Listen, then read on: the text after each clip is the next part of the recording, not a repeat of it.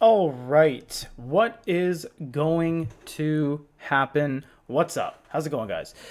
First, it's been a long time since we've done a live. And second, can you guys hear us? Can you hear me? If you can, let us know. We're going to leave it just for a sec while we say hello to some people here. Alexander Johnson, Simon Gordon. It's been a long time. Waiting to see Remarkable Paper Pro. Come on, go, go, go. Really curious. Remarkable managed to get Gallery 3 to sing. It's more like it's humming. I wouldn't call that singing, but almost there. You're going to put it next to the Big Me Galley.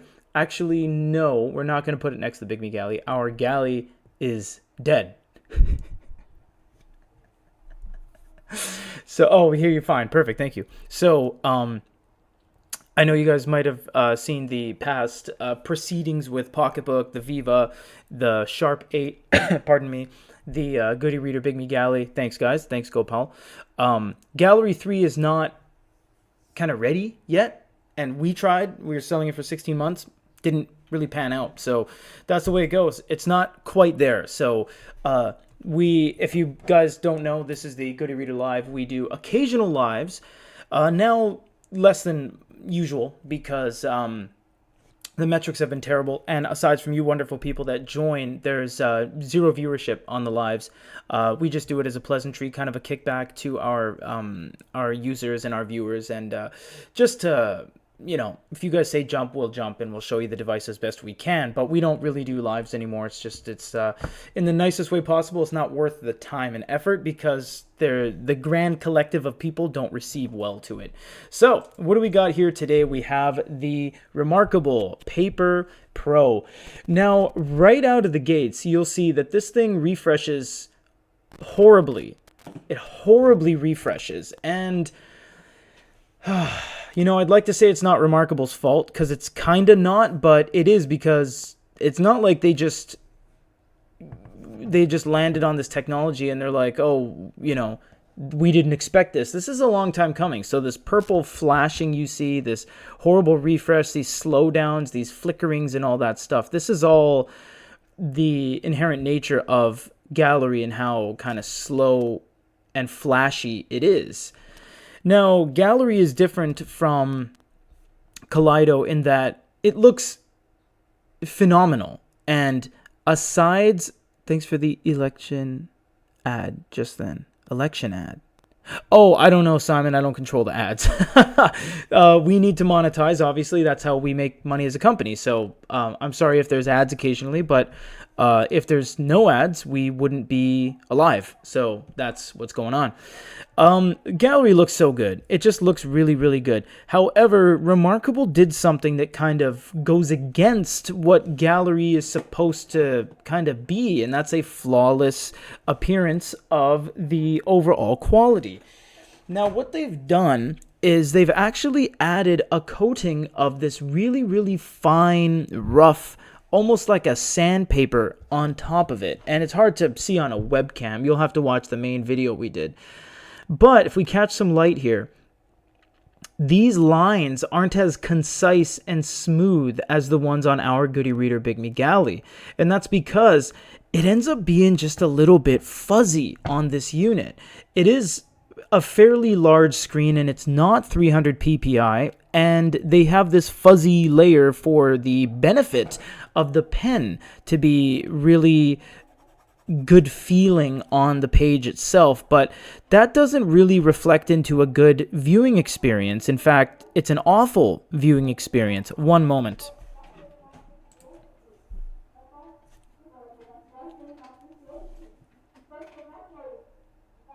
You guys hear that, right?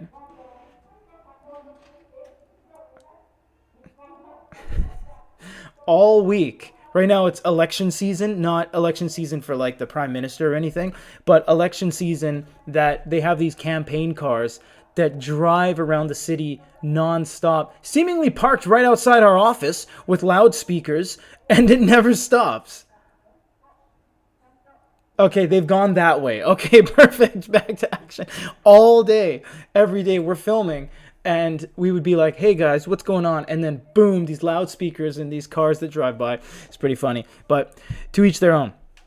Now, the one thing that I truly like about this unit is that it is using gallery, and although it doesn't perform well, it is the only device that performs to any degree of the word. So, for example, if you said, gun to my head right now, and you said, get a Gallery 3 device and use it and be normal whilst using it, this is the only choice. There's no other device on earth that is using Gallery 3. When you draw a 3, it produces a 3. Now, granted, you see that there was 12 things that happened with that 3. The latency is all right, but we've seen better latency on better devices all day long. Now, also when you draw it, there's a massive delay in that the 3 has to catch up with you. Watch this. So the line was purple until it wasn't, and then it flashed green and blue and yellow, and then it became that number. So if I draw a line, watch as I go here. We're going to go full-blown paintbrush, and we'll go big line. Okay, watch. So that line is blue about an inch behind my pen. You see that? It's still blue. And then watch this. That element went green, blue, red, yellow, green, blue, red, and now it's red. That's not good. And we're just calling it like it is. We got nothing against Remarkable. We love Remarkable. They've been sending us samples forever. They're really good for reception. They're a fantastic brand. But I believe that a misstep was taken in that this isn't ready. It's just not ready. Can you switch it to black and white mode? No, there's no actual toggle to switch it to black and white. And because there's no X mode, super fast, speed, all that stuff, you end up losing a lot of the capabilities of something like the Goody Reader Big Me Galley or the Viva, where you could watch videos on it. You can't do that on this. Now, they've locked some elements like on the side, so when you draw something, that renders, that flashes, and that stays consistent, so that's cool.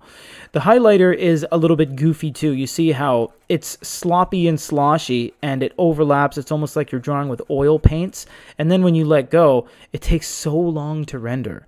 Now, once it does, it looks good. You can't deny that. Gallery is the best looking e-paper outside of Spectra 6, which is just earmarked for photo frames and signage. You can't use Spectra.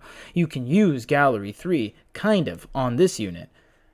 Now, I don't like how everything is just kind of slow and it's very delayed.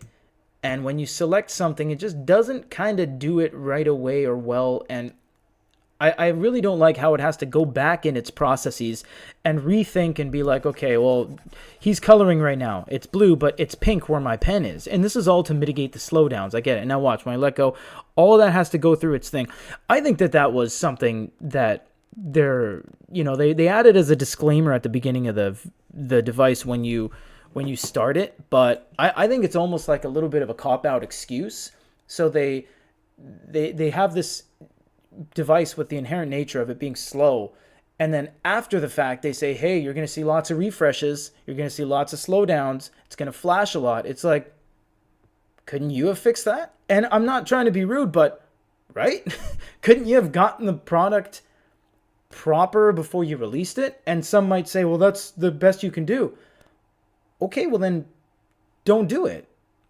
Am I crazy? I mean, don't do it. We did it, and how well did that go? We failed pretty horribly. After some decent sales, it's gone. The Goody Reader Big Me Galley it's gone because it's so hard to develop on. It was so hard to program with. And that's what we're seeing here. Even when you get into a book, this is not a white screen. In fact, it's almost the same as this kind of clay off gray bezel here. It's not white. Here, let's get some paper in the shot here to color balance. That's white, and this is not. So we're really just kind of far away from this being a black and white experience, and the color experience is just littered with issues and performance problems. Been working, the basics of e-ink is been wondering, sorry, that's completely mine. Been wondering, the basics of e-ink is floating particle magnetic polarities inside a lattice, which is nice. What if changing the density of the ink particles augments refresh? This guy. Simon, tell this guy, man. Come on. Explain to this guy. Everyone knows, right? No, I have no idea. I don't do the actual dev. So if you were in the lab with the guys, changing the density of the ink particles to maybe potentially doing that might have a trickle down effect into the refresh frequency and the abilities and the capabilities, and maybe it breaks out of the maximum allowable time. It's like, well, e-ink can only go this much. Well, if you do, as you said, change, which you deleted your comment, I think, if you do change the density, it's possible. I don't do dev. I'm not sure. Those are the guys that we've actually talked to in the labs as well when we were doing our gallery. So yeah, it's something that you can bring up. Sure, that sounds good. I honestly don't know. Now, the thing I like about this is that even if you have a up and down kind of poorly lined highlight, when you let go, it highlights perfectly. That's cool. It also is because it's color. It takes advantage of the, oh, I thought it would have done that. Did you see that? Oh, it didn't do that. I've never done that yet. A lot of devices, if you choose a beginning point and an end point like that, what it will do is it will actually highlight everything within that respective range up until this point. But the Remarkable didn't do that. I wonder. Okay, so what if I go like that then? Oh, that's very interesting. Okay, so you can't choose a range. You actually have to wrap around.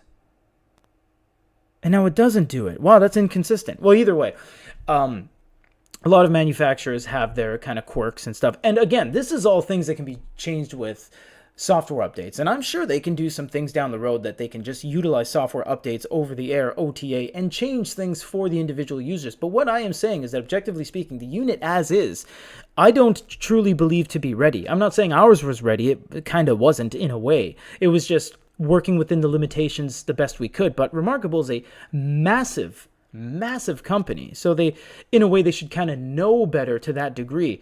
I understand they give you disclaimers saying it's going to be slow, getting you used to the idea that it's going to have this weird flash, and grooming you to be like, okay, well, this is all going to happen, so get ready for it. That's cool, but I just feel like they really should have just addressed that right out of the gates. This thing can't really do anything outside of a few short things, which is notebooks, PDFs, and ebooks. And that is what it's meant to do, and that's all it is able to do. So that, if you're getting this thinking it's going to be a multimedia powerhouse, you would have to look somewhere else, because it doesn't have the capabilities of utilizing Google Play and downloading Outlook and downloading Gmail and things like that. What they did do nicely, though, is the pen. Now, this is subjective, because I like the pen. I just don't like the pen. Hey, Steve Donahue, what's up? Everyone go to Steve Donahue on YouTube and sub up right now. I love this pen because it is a very nice pen. It's built with nice materials. It feels good. It looks good. It even sounds good when you shake it. You get a little bit of a shake of it. It feels like, tangible and real. Now, the cons outweigh the pros on this pen, in that I don't like this pen existing in the world of Wacom. I would have liked them to not say it was Wacom. It is Wacom, but it's Wacom to the degree that only Remarkable can use it. Also, the pen tips are proprietary, meaning you can't use any other tips on this device. And you can't use the pen on any other device. There have been some people reporting crossovers between tablets and some like Wacom note-taking tablets and laptop PCs, and like, oh, technically you can use it on the Fujitsu. It's like, cool, that's awesome, but generally speaking, if you have a Wacom pen like this Lamy Wacom All-Star Digital, I can use this on Kindle, I can use this on Remarkable 2, I can use this on Bigme, Onyx, HiRead, iReader, everybody can use this. But Remarkable, you got to spend a lot of money to get a pen you can't use, with tips that run out, that don't feel as good as other devices, that you can't just swap in for new tips. So there's a lot of negative circling around the pen itself. However, one thing they did hit the nail on the head about 16 times is the eraser. I think this eraser is great. Look at that. It even sounds like an eraser. And as you erase, although there's a little bit of an after image that sits there until it needs to refresh so it goes away, it's actually still there, but let's try to get that gone now, shall we? It's still there. But anyways, the eraser itself, that's a software thing. Hardware-wise, the eraser is very good. It's very accurate. It sounds good. It feels good. You get that vibration. And it's very accurate. You can even do right on the corner. And it's almost as if there's not a whole lot of space between the screen itself and the eraser edge. And I must say, the marring on the eraser is minimal. If you use those old Wacom pens and you use the eraser, it actually does wear down pretty good. This is a very high quality unit. It really is. Now, the fact, again, that you can't use this on anything else and you're out an arm and a leg, or at least a finger, to get this, it's a little bit disheartening because Remarkable's not cheap anymore. This unit, Remarkable used to be kind of priced well, you know what I mean? And they give you these packages that you could kind of utilize to maybe say, you know what, I don't want to get the marker signature or the marker plus because I can just use a $5 Wacom stylus. You can't do that anymore.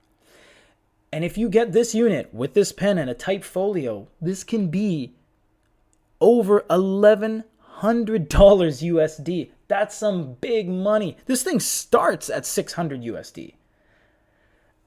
You might say, if you weigh that against a lot of the Inknote X and the Max and stuff like that, it's not that much, but I mean, it is a lot of money. 600 USD is a lot of money to some people. That's a ton of money. So you got to be careful getting into this.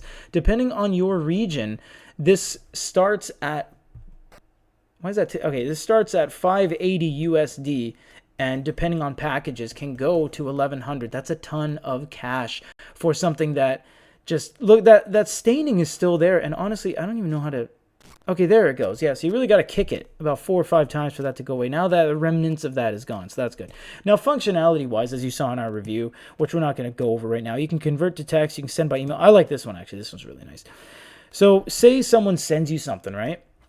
And you put it on here, and it's like terms, and it's like, hey, John, and it's all these terms, right? And they say sign here, and you do your little signature. Well, you don't have to send this back to email and print it out and stuff like that. All you'd have to do is send directly to the recipient. Add the email address right here. Select the recipient, so you can say john.com. I know it's not right. And then you can send it as a PDF, PNG, SVG, and away it goes. So it really does remove a lot of that need of having an intermediary device like a printer, for example, and scanning and stuff like that. The colors look lovely, says Chang Thunder Wang. The colors do look lovely. That's the only reason you would buy Gallery, is for the colors. Gopal Sony, I purchased the Paper Pro and returned it a few days later. Similar reasons. I didn't feel quite ready. The refreshing experience wasn't ideal. So happy the black and white option. Yeah, Remarkable has now, okay, this is actually a good point, Gopal. Very good. The Paper Pro is not meant to replace the 2. It's not meant to replace the Remarkable 2. It's meant to exist alongside it. That's why they didn't label this the Remarkable 3. It's not supposed to take the helm away. The Remarkable 2 is a separate thing that will continue to exist for the people that want black and white units only. Something they did do well on this unit is that there is a glow light. Granted, there's no temperature control, there's no auto adjust or anything like that. It is simply just a glow light. Let's show you right here. So if you tap the top right there, you get a glow light. Finally, so that's good. And it's just a pleasantry glow light. There's only 5 levels, and it's not very good. It's not very bright. It's just kind of there because one of the glaring facts, all pun intended, was the fact that it didn't have a glow light.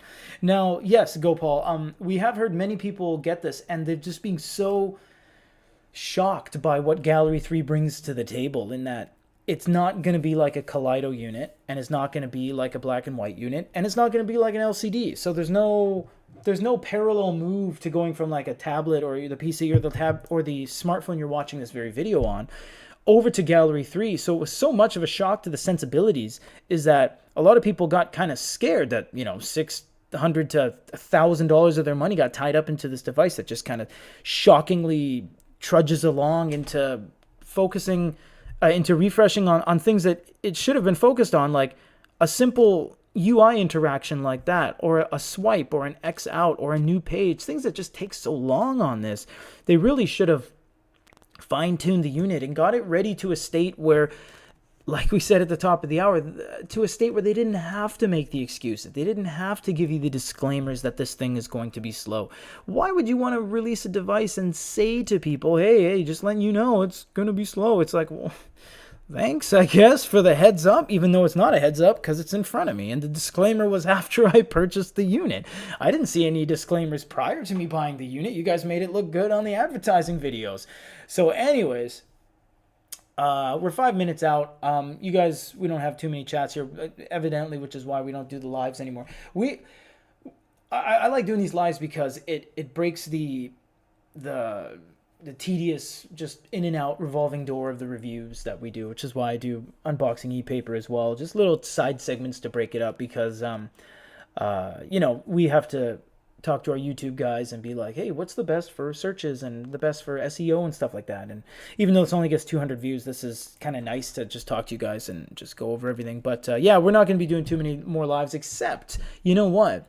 There has been some requests for the lives on the latest Kindle devices, and we do have both of them right back there, so we could do another live. But yeah, most people unsub or drop off when we do a live, so we don't want to do this too many times. But yeah, all things considered, the Remarkable Pro, we had the scripted thoughts that I delivered during the review video, but my personal thoughts is that, yeah, I mean, it's well built. You can't doubt the fact that it looks good. You can't doubt the fact that it's well built, because it is. These are just objective facts, that the materials are nice, unless you got something against high quality materials and good looking things to your eyes. It's not ready. It's not ready. You don't be a company as successful and big as Remarkable and release this. That's basically the final thoughts of everything that I've been enveloped around this unit, is that you are not as big as Remarkable and release this. You shouldn't have done that. I think it was a mistake for the price to be so high, for there to be such a huge drop shadow. You can see that around the unit. There's a massive drop. They say it's really close to the surface, but it's not. You're just saying that. I mean, they said a lot of stuff. They said Gallery 3 is fantastic, but I mean, it's kind of not, so, and it's our job to be critical and to be analytical and break things down. And in a stasis mode, as the same with our Goody Reader Big Me Galley, it looks great. And it does look great, except ours looked better than this because it was higher PPI and didn't have this fuzzy layer on top. Look at this wallet, for example. Look how fuzzy that wallet is. You know what I mean? That shouldn't be that fuzzy. And this isn't the image itself. I mean, this is a controlled image that we use on all of our content. We've used this on everything, and you can see that the lines just aren't as sharp. They're very, very fuzzy, and that's to get that sound. And even then, the feel isn't as good as the Linfini Shell Quaderno. So it's not that they missed the mark and it's an awful pen feel. It's quite good, but it ain't number one. And we've been around Wacom and pens and tips, and we've talked to our partners at Pilot and Stadler Germany, and yeah, man, the coil whine sound in full refresh is quite annoying. The coil whine sound. I don't know what that means. There's no sound that comes out of this. Is there a weird whining sound when you refresh this unit? No way. I'm going to put my ear up to this thing. Okay, I'm going to swipe. Okay, swipe for refresh. There is a sound. Oh, BX. What is up, BX? Holy moly. Let's see.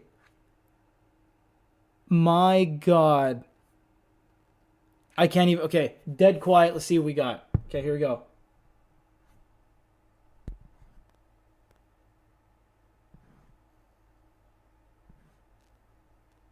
There's a sound. I don't think it came across on mic. Dude, BX, man, there is an absolute, saw trap gear whirring sound in the... Holy moly, I didn't even notice that. Points to you.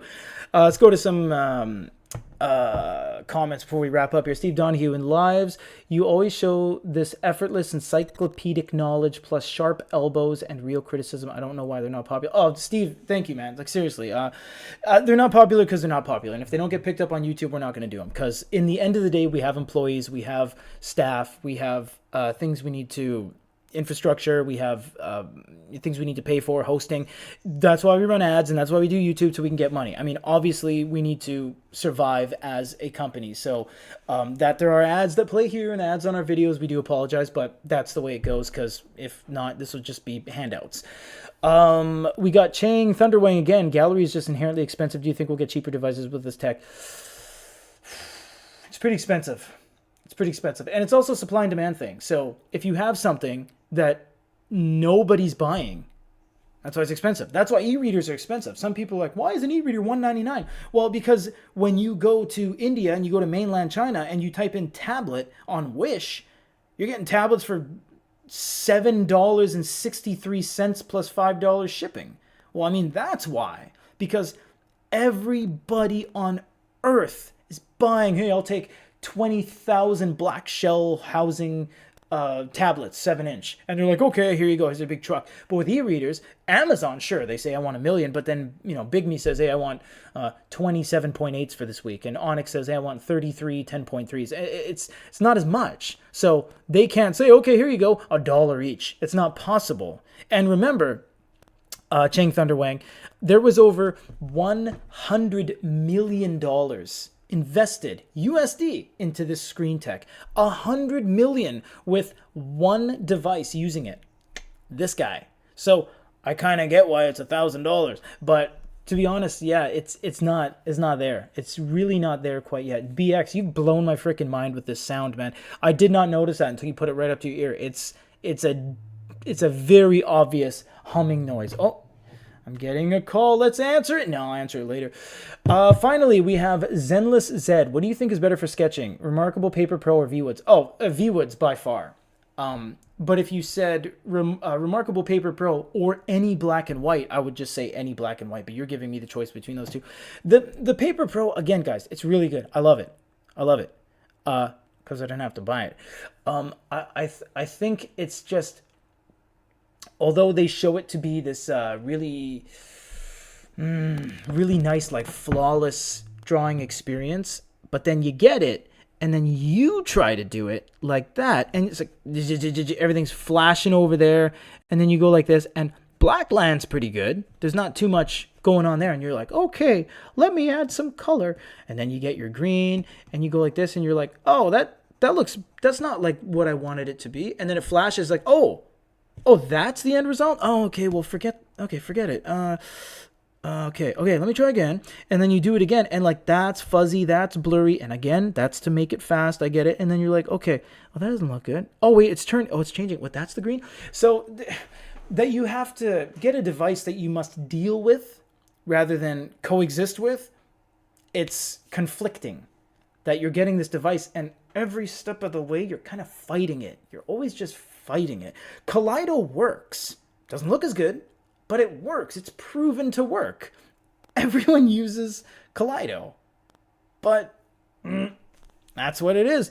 Last comment. I have a defective Remarkable Paper Pro, and I'm currently living in a country where they do not ship or won't even collect despite DHL working here. Oh, where do you live, Zenless? We can definitely help with that.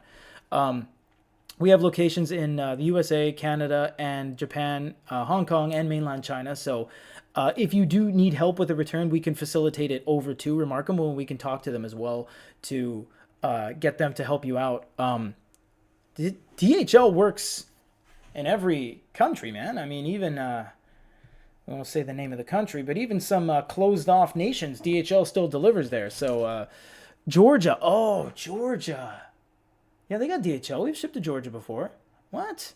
Oh, man. How did you get it? You must have gone through third party. Anyways, thank you. Oh, yeah.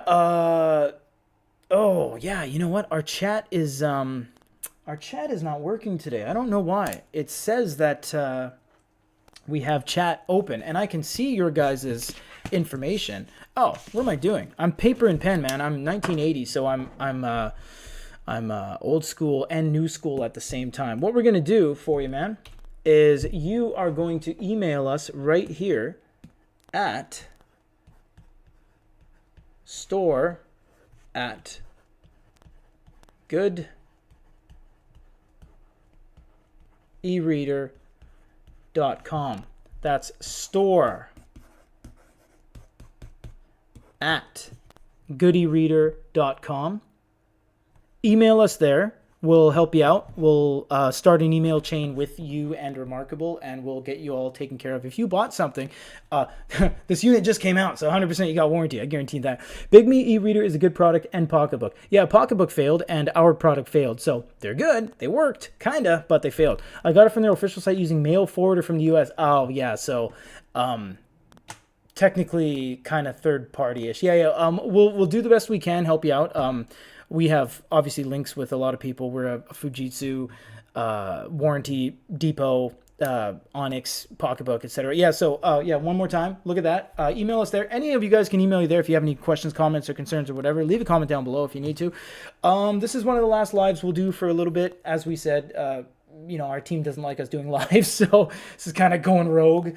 But that's the Remarkable Paper Pro, guys. You heard my thoughts. You've heard the thoughts of our team. You've heard the consensus of the community and everything to do with gallery. And we're not taking this as a dig at Remarkable, but they have, they committed to it. They committed to gallery. It wasn't our choice that they chose gallery. So that's the reality, is that, gallery is just not done. It's not there. And that Kobo and Amazon were like, oh, and they went around gallery. It's kind of telling. When two of the largest in the big three in the industry don't choose it, why didn't you choose it? There it is. Are you a co-reader enjoyer? I don't know. You talking to me or are you talking to someone else? I don't know. Thanks Chang, thanks Mauricio Prada, thanks Zanless. Email us. BX, thank you so much for pointing out that beeping sound. I had no idea. Steve Donahue, everyone sub up. Simon Gordon, Gopal Sony, and the guy with, the emoji where you go like this, __ should be like a less than interested face. Like, that guy's here as well. And Alexander Johnson is here. So thanks, everyone. Thanks for stopping by. This will be available. Oh, and Jesus, can you unload books through USB? Oh, like sideload. Yeah, you can. You can. I'll show you one more thing, Jesus or Jesus. I don't know how to pronounce it. I don't mean any disrespect, but that's what it's spelled like. You can see right here, Christmas Carol with color pick test. You can sideload things in all day. Yeah, for sure. You just hook it up to USB, and you have to use the Remarkable app. But once you do, you sideload things in, you press synchronization, boom, it's all done. Thank you guys so much. You can watch this via VOD, and we may do a Kindle live, but thanks, Simon, as well, for always stopping. I don't think there's been a day Simon hasn't come by to a live, so much appreciated. Thank you all. Till the next one, have a good day.